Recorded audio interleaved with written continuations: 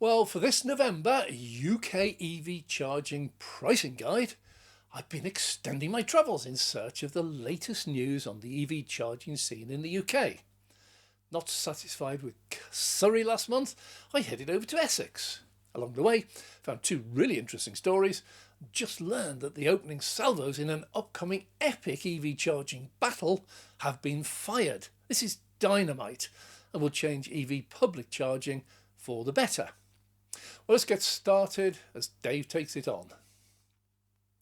I'm launching straight into the prices with Tesla Superchargers, and specifically for non-Tesla drivers. Yeah, I do think of you. No, I'm not just a Tesla fanatic or fanboy. Well, just over a year ago, Tesla announced it was running a trial where a number of superchargers in the Netherlands would be open to non-Teslas, to a scream of agony from existing Tesla owners, and allowed, about time too, from all the others. Let's look at those prices to see why. Well, Tesla's Supercharger is very different. They operate at time-based pricing, peak, off-peak, and sometimes a super off-peak rate, and also charges different prices at different locations depending on the price they pay for the electricity. There's not huge differences.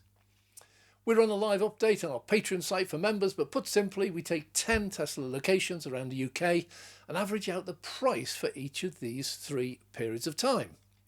Pricing now splits further as there are different peak rates and off-peak rates for non-Tesla drivers who just turn up and use contactless. Those who choose to become members enjoy a significant discount in exchange for a monthly fee of £10.99. So Tesla drivers first, all prices are averaged across 10 sites and per kilowatt hour, so peak is 48p, off-peak 36 and super off-peak 28. Non-Tesla and non-members, i.e. you can just drive up, plug in and charge, peak rates, using the average of a different set of locations, 64 pence and off-peak 43. Non-Tesla drivers, but members can charge peak and off-peak for exactly the same price as Tesla drivers, that's 48p average and 36p off-peak. Well, if you look at the cheapest Tesla, 28 pence per kilowatt super off-peak rate versus, say, an Instavolt single tariff, 85 pence per kilowatt hour, you get a saving for a 50 kilowatt charge on a Tesla Supercharger of £28.50. And there's £21 for a non-Tesla non-member.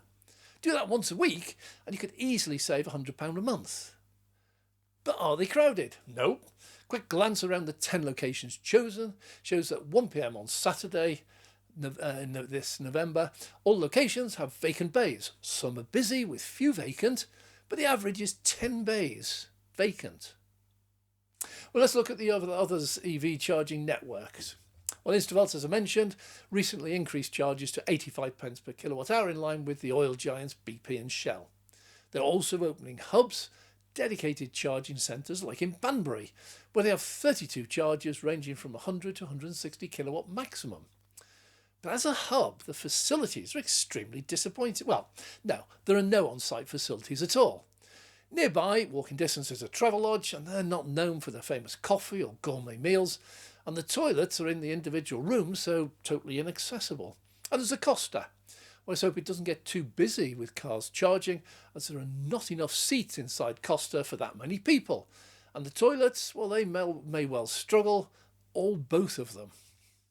Maximum charging speed of 160 kilowatts, which was announced recently to a great fanfare, is a disappointing rate as most EVs can now accept well over 150 kilowatts comfortably, and many well above 250 kilowatt like Teslas, Hyundai, Kia, BMW. Makes me wonder about their business model. Slow chargers, no facilities, 79 pence does not seem to me to be a winning formula, particularly as there are nearby chargers which offer 250 kilowatt, cheaper prices and a retail park full of facilities. Yet they still claim to be the biggest, fastest growing network in the UK. Just wonder where they get the figures from. Now Fastned, that's a disappointment. Like last month, nothing much has happened. They're a foreign company, but the start they've made has been good. But latterly it's just ground to a complete halt. In their favour, when they do install, they install many 300 and 350 kilowatt chargers and install multiple chargers per location. Plus they have that super cool yellow, black and wood canopy. It's worth a visit there in the rain just for that. Price is okay. The membership makes sense even for the average driver doing just 8,000 miles a year. Best news, they haven't put up those prices. It's still the same 69 pence per kilowatt hour. But now with membership, $9.99 a month, that drops to 49p. So one charge a week, you could save more than £10. And for those who cannot charge at home, a membership here will see a drop from somewhere around about £168 a month to £129 a month. And over a full year, that will equate to about 19 pence per mile driven. Well, this is directly comparable to a petrol or diesel car doing around 40 to the gallon. No huge financial advantage, but no extra cost either. Well, full details of how this was calculated and includes other networks appear on our Patreon site. Check it out.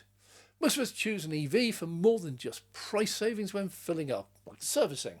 It's nil for an EV versus over £1,000 a year, up towards £2,000 a year in some cases for EVs, and of course congestion charges. Ionity are favoured by many of the manufacturers, so if your new car comes with a special deal, free cheap charging or whatever for 1 or 2 years, it's most likely to be at Ionity chargers. And this presents a major problem. There probably isn't one anywhere near, and it isn't worth driving 50 miles to get cheaper charging.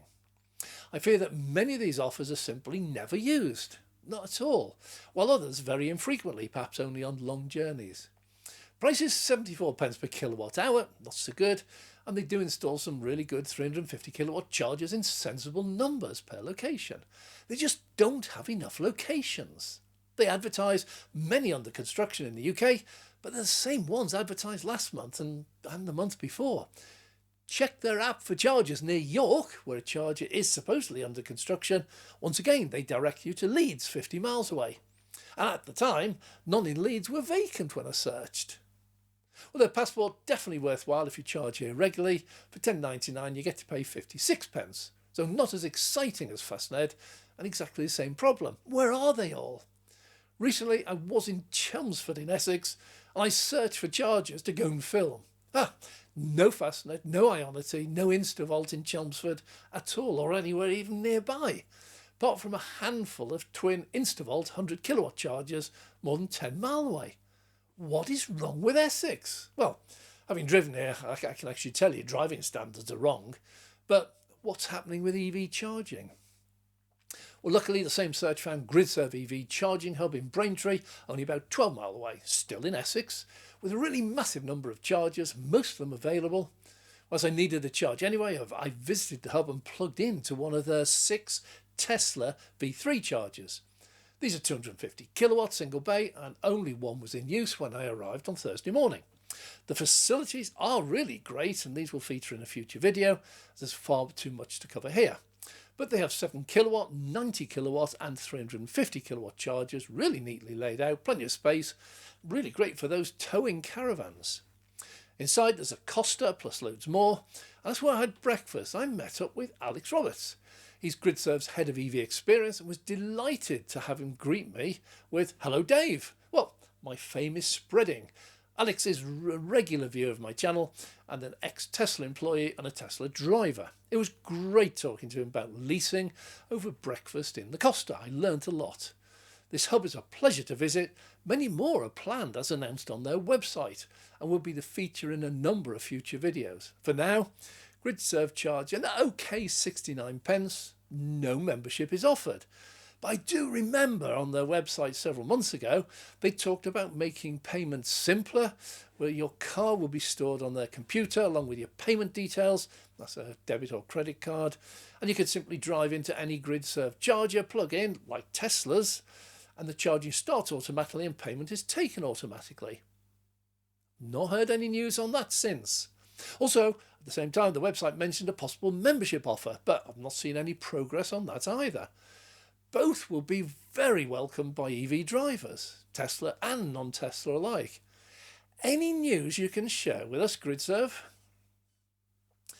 Well, the chargers here are clean, well looked after. Gridserve is also the charging network that I see being installed everywhere I travel.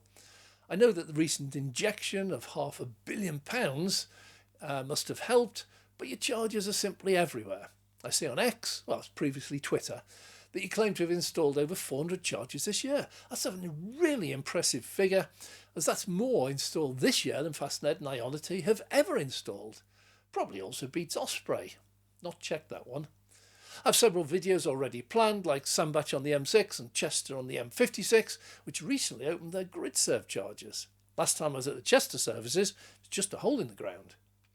And a special mention for only charging £1 pre-authorisation to use any of their chargers, with the exception of Rugby, which is set at £35. Not sure why.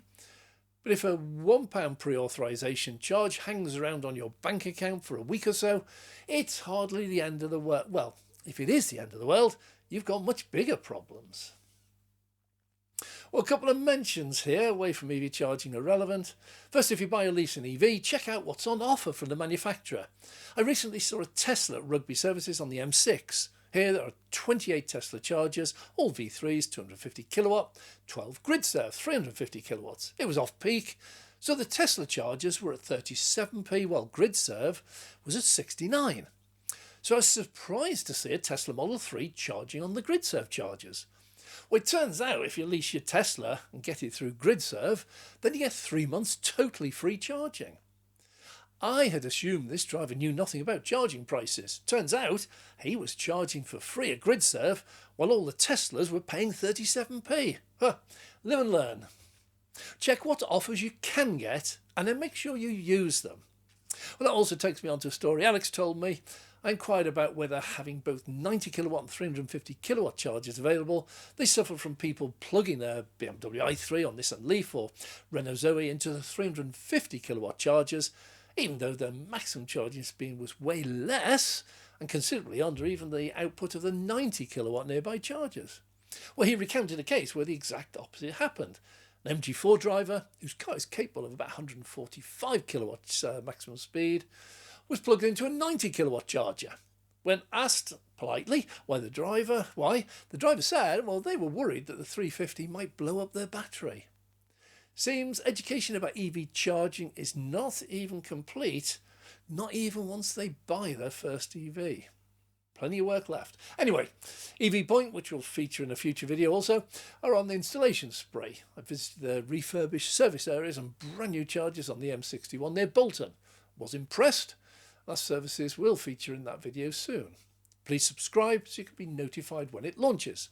They stand out in the whole of the UK as the only charging network that sticks a huge tall pole up at the entrance and proudly displays the price, highly illuminated, as a reasonable 65 pence per kilowatt hour, clearly visible from the motorway long before you pull off. No offers, no memberships, just a base rate slightly below most of the others.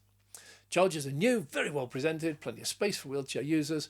They also have a nifty little machine between the bays which offers a high pressure tyre pump, vacuum cleaner and a fragrancer. No, I hadn't seen one of those before either.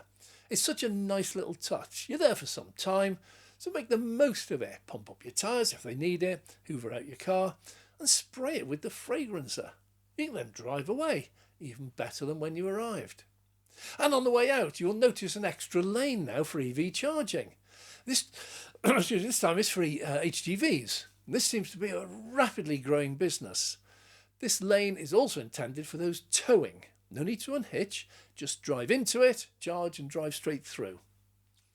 EVPoint are also busy installing, and I'll have an update on numbers of chargers in December's price guide.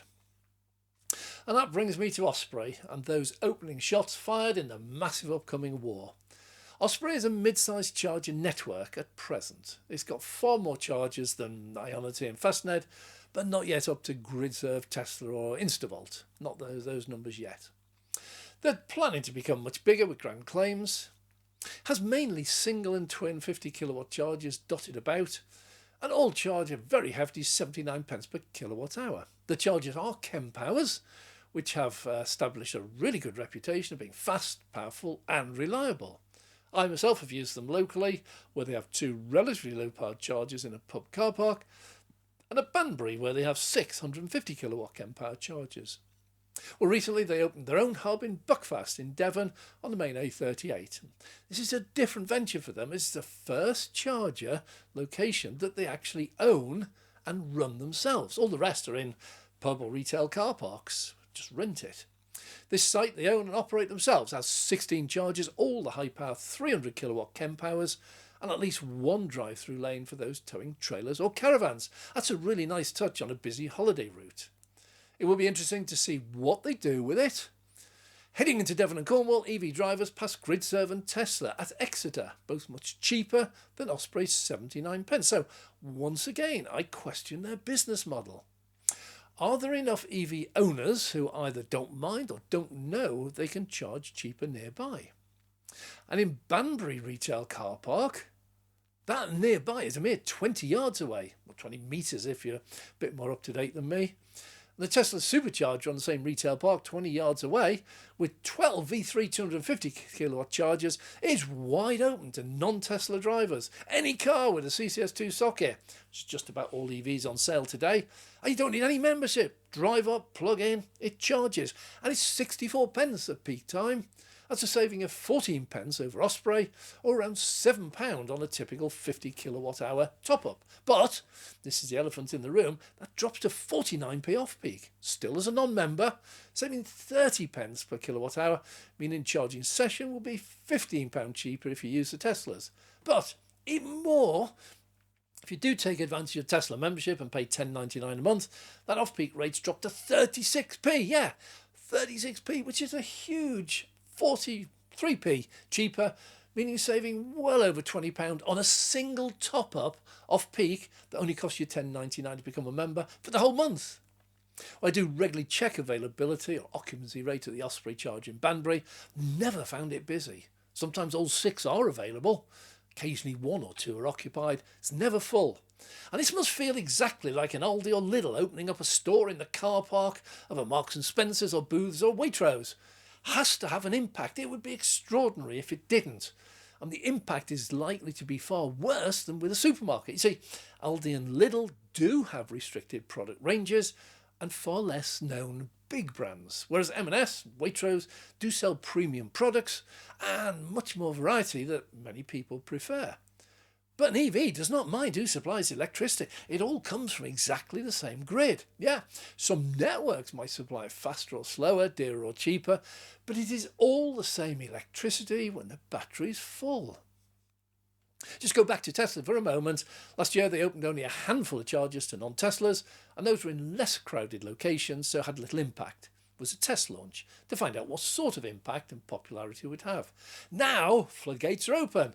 Tesla's opening up dozens of locations, more than 30 this year alone, and likely to be many, many more next year. In fact, all future Tesla installations are highly likely to have the V4 chargers and be open to all cars.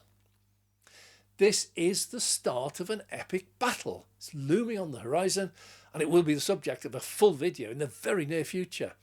What is the answer? What will be the impact? And that brings me finally to the oil giants. I just lump them all together. BP, Pulse, Shell Recharge, Applegreen, MFG. Well, these are legacy oil companies still funded by the oil industry. MFG, its motor fuel group, openly advertises that their 400 million EV expansion plans in the UK will be entirely funded from the fossil fuel side of the business. BP and Shell charge an astronomical 85p. MFG undercut them at 79p. Their chargers are fine. In fact, BP recently announced it was buying $100 million worth of Tesla V4 chargers, just branded in the BP Pulse name and colours. I'm not sure what they're doing, and I don't think they know themselves. Well, Shell recently tried to sell off its entire EV charging part of the business, although that seems not to have happened. BP then went and entered a joint venture at the NEC near Birmingham to attract a captive audience who arrive and park here every day for the exhibition centre. My initial research shows that 85p for rapid and 59p for fast 7 kilowatt charging, they're finding some use, probably just from company car drivers with a prepayment card, but otherwise are seemingly hugely underutilised. Today, 136 out of 150 in one car park vacant. Nearby, by the way, is a Tesla Supercharger open to all, again 39p. That dramatically undercuts even their 7 kilowatt fast chargers. Well, this battle is just warming up, and if I was a betting man, I'd never bet against Elon. too many have tried and lost fortunes. This is likely to have a profound impact on the EV public charging in the UK and will be the subject, as I said, of a full-length deep dive into the possibilities. Spoiler alert, I see this as good news for all EV drivers. Well, final mention on charging goes to GeniePoint. Now installing 300 kilowatt chargers in supermarkets, hope of drumming up some more business, but still charging 79p, or in some locations 85. Wonder why they're quiet. Most time I check, they're not being used, and locally the brand new charger installed early this year is now reported as at fault and has been for some time. High price and not actually working. I tell you what, I'd love to be the business plan writer for this company. You can write anything you want. Someone will go, hey, that's a great idea. That's a workable plan. Let's give that a try. Anyway, away from pricing, I, along with many others, am upset by the number and quantity of FUD, fear, uncertainty and doubt, plus outright lies that the mainstream media portrays about the EVs industry in the search of sales and clicks. At last, someone's fighting back. Robert Llewellyn, yeah, him of Red Dwarf fame, is leading the charge with a campaign, Stop Burning Stuff, part of the Fully Charged group. He's been joined by a group of other people, including Quentin Wilson, Dan Caesar, and this is gaining ground and fighting back. Not affiliated in any way with it, they absolutely fully support their aims. Check out their website for full details. It's not just about EVs either, it's the whole thing. You'll find it fascinating. There's a link to that down below.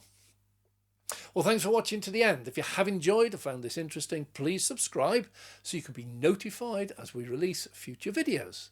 Also, please consider supporting us financially through a Patreon membership. This offers a number of advantages, including up-to-date pricing as prices change, and access to availability data where we show you which chargers are busy and when, and conversely, which chargers are almost empty and when. So you can tailor your charging sessions accordingly. Well, unless of course you like queuing up. I'm Dave.